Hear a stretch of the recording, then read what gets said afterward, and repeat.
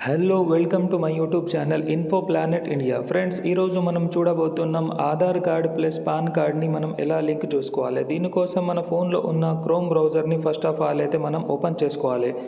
Chrome browser open చేశాక ఇక్కడ మనం ఇన్కమ్ ట్యాక్స్ డిపార్ట్మెంట్ అని క్లిక్ చేస్తే ఇన్కమ్ ట్యాక్స్ డిపార్ట్మెంట్ సైట్ అది మనకి వచ్చేస్తుంది.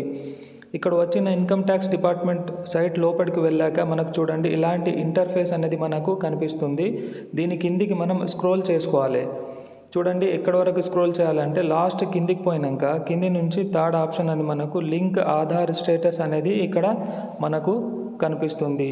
దీనిపైన ఒకవేళ మనం క్లిక్ చేసినట్లయితే ఇక్కడ చూడండి ఇది లింక్ ఆధార్ స్టేటస్ క్లెయిమ్ చేశాక ఇక్కడ మనకు క్లియర్గా వస్తుంది లింక్ ఆధార్ స్టేటస్. అంటే దీంట్లో ఫస్ట్ పాన్ నెంబర్ ప్లస్ మన ఆధార్ నెంబర్ వేసేస్తే మనకు మన పాన్ అనేది ఆధార్ కార్డు లింక్ అయ్యి ఉందా లేదా అనేది మనకు ఇక్కడ చూపిస్తుంది.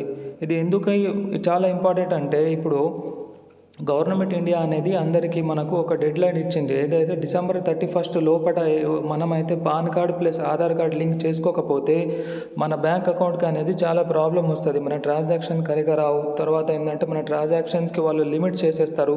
PhonePe, Google pay plus online payments వాడుతున్న వాళ్ళకైతే చాలా అంటే ఇంపార్టెంట్స్. ఉద్యోగులు కానీ లేకుంటే రిటైర్ పెన్షనర్స్ కానీ లేకుంటే ఓల్డేజ్ హోమ్ ఉన్న వాళ్ళు కానీ అంటే లావాదేవీలు చేసేటోళ్ళకి ఇది చాలా ఇంపార్టెంట్. అందుకే ఇది డేట్ కాకముందు మీరు కరెక్ట్ అందరు అనేది ఒకసారి చూసుకోవాలి. ఇక్కడ చూడండి నేను పాన్ కార్డ్ ఎంటర్ చేస్తున్నాను, దాని కింద ఆధార్ కార్డ్ ఎంటర్ చేస్తున్నాను. మీరు ఇలాగే చేయండి. ఫస్ట్ పాన్ కార్డ్, తర్వాత ఆధార్ కార్డ్ నంబర్ ఎంటర్ చేసిన తర్వాత ఇక్కడ మనం అనేది దీనిపైన వ్యూ అని క్లిక్ చేసేస్తే చూడండి ఇక్కడ మనకు వ్యూ లింక్ ఆధార్ స్టేటస్ అని కొట్టాలి. కొడితే ఇక్కడ చూడండి your pan card already given Aadhaar link అయి ఉంది. ఇది మనకు అనేది లింక్ అయి ఉంది. ఇలా మీరు కూడా చూసుకోవచ్చు.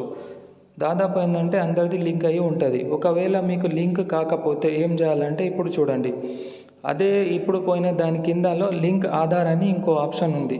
దీనికి మనం ఏంటంటే క్లిక్ చేయాలి. చేసిందంటే ఇక్కడ మనం ఒకవేళ మన Aadhaar card pan card link లేకపోతే ఇక్కడ లింక్ చేసుకోవచ్చు. అది కూడా ఎట్లా అంటే ఇక్కడ మళ్ళీ సేమ్ మన పాన్ కార్డ్ ఎంటర్ చేయాలి, దాని కింద మన ఆధార్ కార్డు పెట్టాలి. పెట్టినాక వ్యాలిడేట్ అని చేయాలి. వ్యాలిడేట్ చేస్తే ఇది మనకు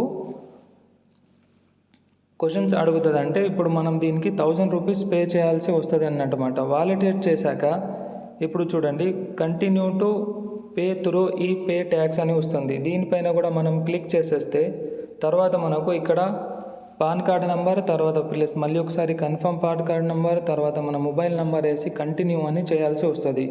ఇదేంటంటే కంపల్సరీ మీ లింక్ ఉన్న మొబైల్ నెంబరే ఇక్కడ చేయాలి. తర్వాత మనకు మన మొబైల్ ఫోన్కి ఒక ఓటీపీ అనేది వస్తుంది.